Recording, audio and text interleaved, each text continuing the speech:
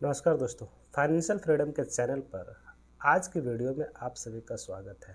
आज हम लोग यह देखेंगे कि गिरते हुए मार्केट में जब आप इन्वेस्ट करते हैं, जब अपने पोर्टफोलियो बनाते हैं, तो वह कौन से स्ट्रेटजी अपनानी चाहिए ताकि आगे आने वाले समय में जब आप स्मॉल मिड कैप या लार्ज कैप में इन्वेस्ट करते हैं, म्यूचुअल फंड में इन्वेस्ट करते हैं, तो आगे आने वाले समय में आपका पोर्टफोलियो किस तरह से तैयार होना चाहिए कि आगे चल कर के आपको अधिक से अधिक प्रॉफिट हो और इस गिरते हुए मार्केट का फ़ायदा उठा सकें।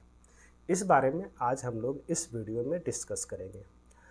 तो सबसे पहले बात आती है कि जो आपका एसआईपी चल रहा होता है उसे आप प्लीज़ बंद मत कीजिए। कोशिश कीजिए जितना एसआईपी जा रहा है 1000, 2000, 4000, 10,000 जो भी एसआईपी जा रहा है, जिस डेट को भी जा रहा है, आप उसे एज इट इज़ कंटिन्यू कीजिए, उसे बंद करने की कोशिश मत कीजिए। क्यों? इससे होता क्या है कि आप मार्केट को हमेशा टाइमिंग नहीं कर पाएंगे, क्योंकि हम लोग जो है नौकरी पेशा है, छोटे छोटे अमाउंट में लगाते हैं। अपने दूसरे बिजनेस पे ध्यान दें, जो वर्क करते हैं उस पर वर्क कीजिए। और जो आपका एसआईपी चल रहा है उसे आप जिस डेट में फिक्स किए हैं उस डेट को आप कंटिन्यू रखें, उसे बंद करने की कोशिश तो बिल्कुल भी मत करें, बंद मत करें। हो सके आप बढ़ाइए तो बढ़ा तो दीजिए, बढ़ाना है तो बढ़ाइए, नहीं बढ़ाना है तो जितना चल रहा है चलने दीजिए। दूसरा बात, अगर आपके pass on hand sufficient amount पड़ा हुआ है तो आप अपने एसआईपी को टॉपअप जरूर करते रहें। मान लीजिए मार्केट 2%, 4%, 5% जब गिर जाता है, आपका इंडेक्स मतलब मार्केट, ओवरऑल मार्केट को मत देखिए। अगर स्मॉल कैप में इन्वेस्ट कर रहे हैं तो स्मॉल कैप इंडेक्स को देखिए, मिड कैप में इन्वेस्ट कर रहे हैं तो मिड कैप इंडेक्स को देखिए। वहाँ पर अगर इस तरह का फॉल आता है तो आप उसमें 1000, 2000, 5000 जो भी आपकी इच्छा है, जितना आप इन्वेस्ट करना चाहते हैं उसमें आप टॉपअप जरूर कीजिए, एसआईपी के रूप में उसे टॉपअप जरूर कीजिए। उसके बाद आता है तीसरा पोर्शन कि आप अपने पोर्टफोलियो को चर्न बिल्कुल मत कीजिए। चर्न करने का मतलब हो गया कि आप अपने पोर्टफोलियो से, जैसे कि आप बहुत लोगों को डर लगता है मेरा 10,000 रुपया अभी प्रॉफिट में है तो ठीक है अभी मैं निकल जाता हूँ, मार्केट नीचे आ रहा है मैं निकल करके बाद में इन्वेस्ट कर दूंगा। ये गलती आप बिल्कुल ही मत करें। पोर्टफोलियो से बिल्कुल भी निकलने के बारे में सोचे नहीं, क्योंकि मार्केट ऑलरेडी वो नीचे जा रहा है। हो सकता है आपका पोर्टफोलियो कल 8,000, 7,000, 6,000 हो जाए, जैसे या फिर बढ़ जाए मार्केट तो वहाँ से और बेटर कर जाए। तो इस स्थिति में आपको बने रहना है, वहाँ से निकलना तो बिल्कुल भी नहीं है। उसके बाद एक और आता है, जैसे आपने स्मॉल कैप में इन्वेस्ट किया, स्मॉल कैप का प्रदर्शन खराब हो रहा है, वहाँ से निकल करके लार्ज कैप में शिफ्ट करें, मिड कैप में शिफ्ट करें। ये भी गलती नहीं करना है। अपने पोर्टफोलियो को स्विच नहीं करना है, जहाँ है वही बने रह दीजिए, उसी में टॉपअप कीजिए, उसी में एसआईपी आप कंटिन्यू कीजिए। लंबे समय का हॉरिजन है, लंबे समय का टाइम फ्रेम लेकर के चल रहे हैं। आपने शुरू में जब से वादा किया था कि हम 10 साल तक रखेंगे, 15 साल तक रखेंगे, 20 साल तक रखेंगे, तो फिर क्यों डर रहे हैं? इस मार्केट छोटे से फॉल से क्यों डर रहे हैं? बिल्कुल नहीं डरना चाहिए, क्योंकि आपका गोल बहुत दूर है। इसलिए आप जिस लक्ष्य के लिए लेकर के चल रहे हैं तो वह लक्ष्य पर बने रहिए, वहाँ से आप बिल्कुल भी खिसकिए मत। अगर जो भी इंडेक्स है, जैसे मैं ऊपर बता रहा था, 4%, 5% का फॉल आता है तो वहाँ पर आप अपने पोर्टफोलियो को जरूर टॉपअप करने की कोशिश करें, आपके पास पैसे हैं तो। इसके बाद अगर मान लीजिए आपके पास पैसे हैं, आप अगर उसको लगाना चाहते हैं, मार्केट में लगाना चाहते हैं, तो आज की स्थिति में ऐसा नहीं है कि आप एक मुश्त पैसा उठा करके पूरा का पूरी लगा दीजिए। हाँ, अगर मार्केट को आप अच्छी तरह से जानते परखते हैं, इस वॉलेटिलिटी को आप बर्दाश्त करने की क्षमता रखते हैं, तो एक मुश्त पैसा आप लगा सकते हैं, अन्यथा उसे स्टैगर वे में लगाइए। स्टैगर वे कहने का मतलब होता है कि आप कुछ अमाउंट, जैसे 1,00,000 रुपया है तो उसका आप 20% अभी लगाइए, 30% अभी लगाइए। उसका जब और दूसरा फॉल आए तो वहाँ पर 20-30% आप लगा सकते हैं। इस तरह से 3-4 पार्ट पार्ट में आप करके उसको मार्केट में इन्वेस्ट कीजिए, धीरे धीरे कर करके, ताकि आपका पैसा जो है डिफरेंट एनएवी पर लगे और एवरेजिंग में आपको अच्छा खासा एनएवी वहाँ पर मिल सके। इस बात को आप ध्यान में रखिए। तो ये हो गई कॉमन बातें, जो कि छोटे छोटे अगर बात को आप ध्यान में रखेंगे तो वहाँ पर आपका जो है इन्वेस्टमेंट अच्छा खासा होगा। तो आइए देखते हैं, अगर इस दौरान आप नया एसआईपी चालू करना चाहते हैं, नया म्यूचुअल फंड लेना चाहते हैं किसी भी स्मॉल कैप का, तो इस मार्केट सिचुएशन में कौन सा वह म्यूचुअल फंड अच्छा रहेगा उसके बारे में आज हम लोग बात करेंगे। तो सबसे पहले देखते हैं, सबसे पहले आज हम लोग देखेंगे इस म्यूचुअल फंड के बारे में। तो उससे पहले आज उसकी जानकारी लेने से पहले हम लोग देखते हैं इसका म्यूचुअल फंड का जो है कुछ बेसिक बातें। तो इसका जो है AUM साइज जो है लगभग लगभग 18,616 करोड़ का है। एग्जिट लोड अगर 1 साल से पहले निकलते हैं तो 1% का है। एक्सपेंस रेशियो 0.55% है, जो कि बहुत ही अच्छा है। इसमें लॉकिंग नहीं है, आप कभी भी डाल और निकाल सकते हैं स्मॉल कैप में। इसका जो अभी 10 साल 2 महीना लगभग लगभग पूरा हो चुका है। इस तरह से आप अगर इसमें इन्वेस्ट करते हैं तो अगर आप इसमें SIP और लमसम के रूप में इन्वेस्ट करना चाहते हैं तो वहाँ पर आप 100 रुपया और मिनिमम इन्वेस्टमेंट जो है लमसम के रूप में करना चाहते हैं वो भी 100 रुपया है। 100 रुपया से आप शुरुआत कर सकते हैं। एक मज़ेदार बात यहाँ पर देखिए, जब यह फंड शुरू हुए लगभग लगभग 10 साल हो चुका है। मैं फंड का नाम बताता हूँ थोड़ी देर में।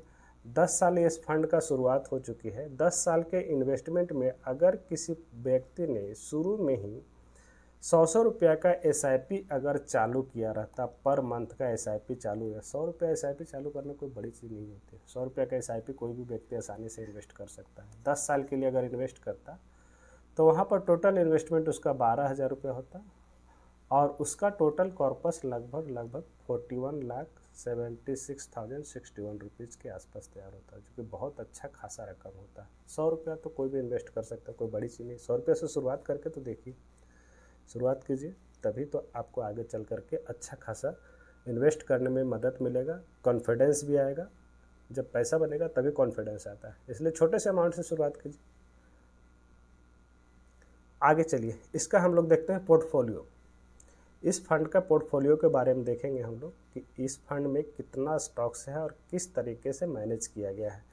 तो इस फंड में जो है टोटल नंबर ऑफ स्टॉक्स 104 है, इसलिए आपको चिंता की कोई बात नहीं है। टोटल 104 कंपनी को रखा है इसमें, इस म्यूचुअल फंड ने।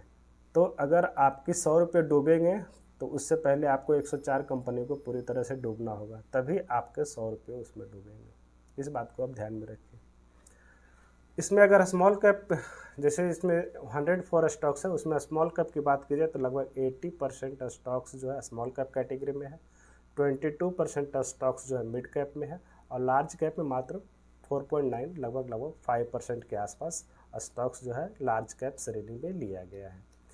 तो अब हम लोग देखेंगे कि इस फंड में जो 104 स्टॉक्स है उनमें से प्रमुख कौन कौन सा है। तो जैसा देख रहे हैं KPIT टेक, नारायण हृदयालय, इस तरह से करके टोटल आप इसमें देखेंगे। डिटेल में पूरे सब स्टॉक्स का नाम नहीं लूँगा, आप देखेंगे इसमें से 104 स्टॉक्स का पूरा डिटेल आपको किस में कितना होल्डिंग है, कब चेंज किया गया है, सारा डिटेल आपको मिल जाएगा। एक चीज़ मैं यहाँ पर बता दूँ कि पिछले लास्ट मंथ में जो है इस फंड ने RR cable, JB chemical, KPIT tech, Apar industry और फाइन ऑर्गेनिक्स जैसे स्टॉक्स को ऐड किया है, जिसमें से RR केबल सबसे ज़्यादा है। लगभग लगभग 120 करोड़ के आसपास जो है इस फंड ने इसमें ऐड किया है। 120 करोड़ का होल्डिंग इसमें नया बनाया गया। पहले 2.87 करोड़ था, उसमें 120 करोड़ और ऐड किया गया। वहीं पर KPIT टेक में भी अच्छा खासा, JB केमिकल और इस सभी स्टॉक्स में भी अच्छा खासा जो है होल्डिंग्स को बढ़ाया गया है। वहीं पर एग्जिट की बात की जाए तो इसमें इस स्टॉक्स ने बहुत ही कम, मतलब 3 4 5 स्टॉक से ही एग्जिट किया। एग्जिट नहीं, उसमें होल्डिंग कम किया, वहाँ पर चर्निंग किया गया होगा। पोर्टफोलियो को थोड़ा सा कम करने के लिए नया स्टॉक्स खरीदने का जगह बनाया गया होगा, या फिर उसमें कुछ प्रॉफिट बुकिंग किया गया, जिसमें से ये 4-5 स्टॉक्स प्रमुख है जहाँ पर कि इस फंड ने सेलिंग किया है। उसके बाद अब बात आती है कि हम लोग इस फंड का थोड़ा बेसिक बातें और देखेंगे, फंड का कंपैरिजन और देखेंगे। तो इसमें देखते हैं हम लोग कि यह फंड जो है, इस फंड का जो अल्फ़ा निकल के आता है वह 6.11 है। 6.11 मतलब अपने बेंचमार्क से लगभग 6% से ज़्यादा यह रिटर्न निकाल करके देता है। बीटा 6.04 है, जो कि बेहतरीन है। वहीं पर अगर स्टैंडर्ड डिविएशन की बात की जाए, शॉर्टिनरी रेशियो की बात की जाए तो 3.02 है, और शार्प रेशियो की बात की जाए तो 2 से कम है, लगभग 1.81 है। और मीन की बात की जाए तो जो कि बेहतरीन निकल करके आ रहा है 26.92, और स्टैंडर्ड डिविएशन की बात की जाए तो सबसे बेहतरीन यहाँ पर निकल करके आता है 12.19, जो कि 15 से कम है। यह बहुत ही अच्छा माना जाएगा इस फंड के लिए।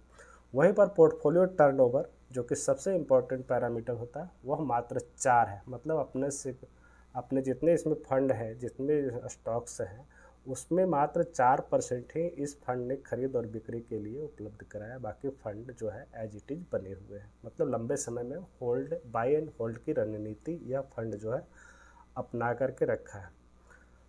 अब हम लोग देखेंगे इस फंड के नाम के बारे में और इस फंड का रिटर्न पिछले कई सालों से कैसे बना हुआ है, रिटर्न के बारे में उस बारे में देखेंगे। तो आइए देखते हैं। इस फंड का जो नाम है वह है एक्सिस का स्मॉल कैप फंड, जो कि बहुत ही बेहतरीन फंड है। आपके पोर्टफोलियो में भी होगा, बहुत सारे लोगों के पोर्टफोलियो में। बहुत ही पुराना फंड है, लगभग 10 साल का हो गया है और इस पे लगातार अच्छा रिटर्न निकाल करके दिया है। जहां तक 2018 की बात की जाए तो मात्र एक साल 2018 में मात्र -% रिटर्न निकाल कर दिया, नेगेटिव रिटर्न निकाल करके दिया था -8.60। उसके बाद 2016 2017 की बात की जाए तो लगभग 37.22%।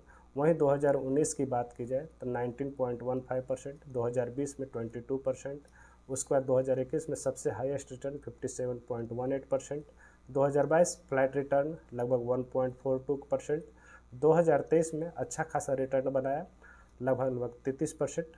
वहीं पर 3 सालों की बात की जाए तो लगभग 30% का रिटर्न निकाल करके दिया है। 5 साल और 7 साल का CAGR देखते हैं तो लगभग 26% 27% के आसपास निकल करके दिया है। जहां पर 10 सालों की बात की जाए तो लगभग 23% से ज़्यादा का रिटर्न इस फंड ने निकाल करके दिया है, जो कि बहुत ही बेहतरीन है। हम लोग 15% जो एज्यूम करके चलते हैं कि 15% आपको रिटर्न मिलेगा, तो इसी तरह के फंड में आपको मिलेगा, वो भी लंबे समय में जब आप इसमें बने रहेंगे तब की बात है। तो अगर इस तरह का फंड आपको, अगर किसी नया फंड में आपको इन्वेस्ट करना है तो एक्सिस का स्मॉल कैप फंड आपके लिए बेहतरीन साबित हो सकता है इन्वेस्टमेंट के मामले में। अगर देखा जाए तो नया अगर शुरुआत करना चाह रहे हैं इन्वेस्टमेंट, तो उसमें आप एक्सिस का स्मॉल कैप फंड में आप ज़रूर इन्वेस्ट कर सकते हैं। तो आप अपने इन्वेस्टमेंट की शुरुआत जो है गिरते हुए बाज़ार में किस तरह से करना है, SIP को आप कंटिन्यू रखिए। टॉपअप करना है तो टॉपअप कीजिए, नहीं तो आप SIP जो चल रहा है उसी को जारी रखिए। अगर एक मुश्त इन्वेस्ट करना है तो उसे पार्ट वाइज में आप इन्वेस्ट कीजिए। इन सभी बातों को अगर ध्यान में रखेंगे तो आने वाले समय में म्यूचुअल फंड का जो पोर्टफोलियो आपका बनेगा और आने वाले समय में जो रिटर्न आपको मिलेगा वह बेहतरीन होगा और एक अच्छा खासा कॉर्पस आप आने वाले समय में तैयार कर सकते हैं। तो ठीक है, आज के वीडियो के लिए इतना ही। वीडियो देखने के लिए बहुत बहुत धन्यवाद। Thank you.